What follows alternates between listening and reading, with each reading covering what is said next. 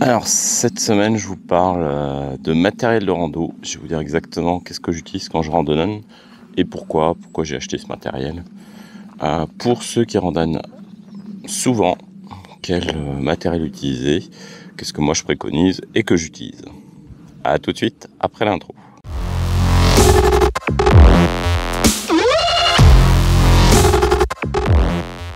Bienvenue sur Green Escape. Cette semaine, une vidéo consacrée au matériel de randonnée. La randonnée, ça reste un sport sérieux, même ça dépend comment vous le pratiquez, mais à partir du moment où vous randonnez en pleine nature, avec du dénivelé, dans des conditions climatiques variables, vous devez vous équiper correctement. Tout d'abord l'habillement. Et moi, aujourd'hui, effectivement, j'ai une veste Shuffle, c'est une veste allemande. L'essentiel pour votre veste, c'est qu'elle soit adaptée aux conditions climatiques. Ici, on est en automne, il fait entre 2, 3, jusqu'à 15 degrés, 20 degrés l'après-midi. Donc il faut quelque chose qui soit très respirant, puisque l'ennemi du randonneur, c'est la transpiration. Et là, bon, c'est une veste de randonnée, certes onéreuse, très respirante, c'est-à-dire que la vapeur va s'évacuer, vous pouvez transpirer à condition d'avoir le vêtement en dessous qui respire aussi, pour que l'humidité ne s'accumule pas. C'est des vestes qui coûtent, oui, assez cher, hein. Ça peut aller jusqu'à 300 €, mais c'est un bon investissement. Après, évidemment, vous avez aussi le pantalon de rando. Pourquoi pas un pantalon normal? Parce que, à cause des frottements que vous allez marcher, quelque chose de léger qui puisse sécher aussi si vous êtes mouillé. Là, c'est un pantalon de chez Decathlon, Forclaz, très léger, renforcé en bas, élastique à l'entrejambe. Donc voilà, là c'est quelque chose qui va chercher dans les une trentaine d'euros.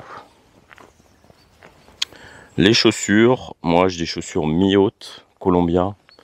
Alors deux écoles, soit vous avez des chaussures montantes pour pas se tordre la cheville et pour se protéger des cailloux et des chocs.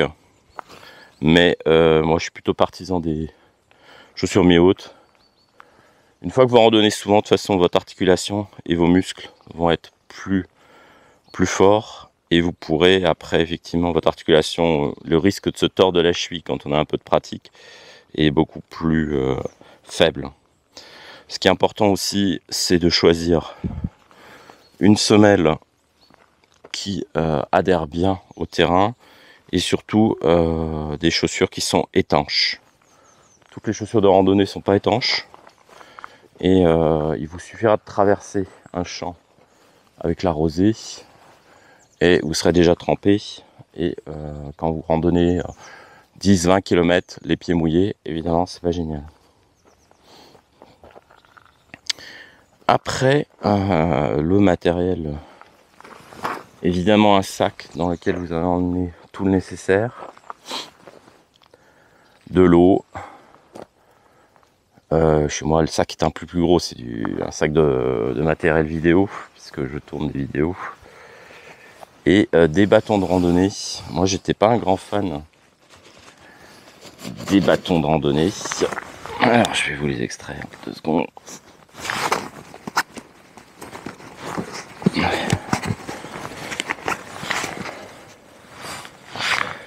Mais aujourd'hui j'utilise des bâtons de randonnée. Pourquoi?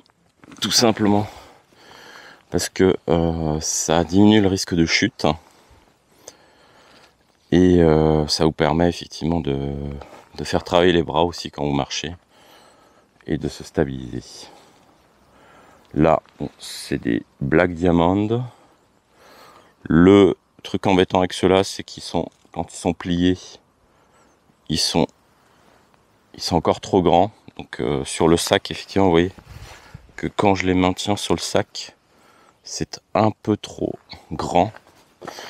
Mais comme ils sont en 2 parties, ils sont aussi plus rigides. L'autre intérêt de ce modèle, c'est que vous pouvez changer ici la petite collerette que vous voyez. Et donc ça peut servir pour le ski de fond ou la randonnée en raquette l'hiver. Donc vous pouvez changer ça pour mettre une collerette pour la neige, pour que le bâton ne s'enfonce pas dans la neige. Ce qui est sympa aussi ici, c'est qu'il y a encore une pièce en mousse ici. Toucher les bâtons froids évidemment en plein hiver, c'est pas génial non plus, ou alors même à l'automne. Donc vous pouvez soit avoir ici ou là. Évidemment c'est réglable en hauteur avec un marquage pour pouvoir avoir toujours la bonne taille. Autre chose que vous pouvez utiliser, alors aujourd'hui voilà, le temps était plutôt frais. Je suis parti avec un bonnet. Un bonnet tout simple. Et j'avais aussi des gants. Mais là c'est des gants de vélo, très très fins, mais qui coupent le vent. Et du coup, qui sont pas étanches. Mais comme il pleut pas, de toute façon pas de problème. Et là du coup j'ai basculé sur une casquette de surf, mais que j'utilise parce que petite marque de surf espagnol, Surf Monkey. Et c'est sympa parce que elle est étanche. C'est-à-dire que s'il commence à pleuvoir, je l'ai jamais testé dans du gros temps, mais elle est déperlante. Donc elle va pas prendre l'eau et elle va chasser l'eau. Voilà. Qu'est-ce que j'ai oublié? Qu'est-ce que j'emmène toujours? J'ai toujours aussi mon smartphone. Et une batterie de secours si vous avez des gros smartphones comme ça dont la batterie tient pas la journée. Et surtout j'ai toutes mes cartes de randonnée offline, c'est-à-dire pas besoin de réseau pour les consulter. Et donc la batterie de secours, c'est comme j'ai que mes cartes en mode numérique, si jamais j'ai plus de téléphone, j'ai plus de carte. Donc là, à vous de choisir si vous êtes plutôt papier ou électronique. Mais si vous prenez électronique, prenez des moyens de vous assurer que votre électronique va pas tomber en panne. Voilà, c'est à peu près tout ce que j'utilise. Évidemment, il y a plus de matériel dans mon sac de photos, mais à part manger, de l'eau et mon matériel photo et un trépied, donc tout ça c'est pas du matériel de randonneur, c'est du matériel de vidéographe. Mais donc vous n'avez pas besoin de ce type de sac si vous faites que de la randonnée. Mais donc moi ça me permet de transporter la caméra avec laquelle je me filme et aussi mon appareil photo, puisque je fais aussi en général un peu de photos. Voilà, c'était tout. C'est pour ceux que ça intéresse, le matériel que j'utilise moi. Investir dans le matériel de randonnée, c'est toujours une sage décision, puisque si vous rentrez en difficulté par rapport au temps, parce que vous êtes perdu, vous aurez au moins un moyen de vous débrouiller un peu mieux.